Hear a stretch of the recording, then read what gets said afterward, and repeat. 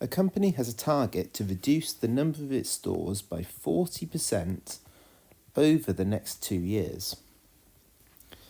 At the end of the first year, it has reduced the number of its stores by 20%.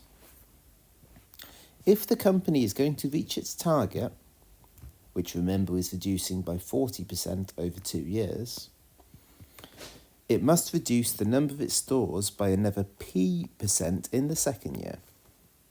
We need to find out what P is. So, the company has a number of stores at the beginning. And then after 1 year, it reduces those by 20%. And then in the second year, it reduces that by P%, so that overall, the number of stores gets reduced by 40%. So I am going to choose a nice easy number to work with, because when we're working with percentage changes, it doesn't actually matter what the original number I use is. So I'm going to say that there were 100 stores in the first instance. So if they want to reduce that number by 40%, so if I reduce 100 by 40%, they would want to have 60 stores at the end of the 2 years. At the end of the first year, they'd reduced by just 20%.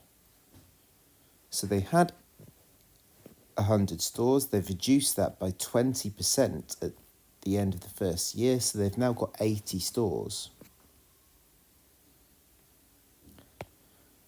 In that second year then, they've got 80 stores, they're reducing that down to 60, so they're going to reduce it by another 20 stores, which as a percentage of the stores they have at that time is 20 out of 80, which as a percentage, so 20 out of 80 is the same thing as 2 out of 8, which is the same thing as 1/4, which is 25%. And that's the answer to this question. So just to recap, we're saying they've got 100 stores to begin with. If they reduce that by 40% over the 2 years, they would end up with 60 stores left.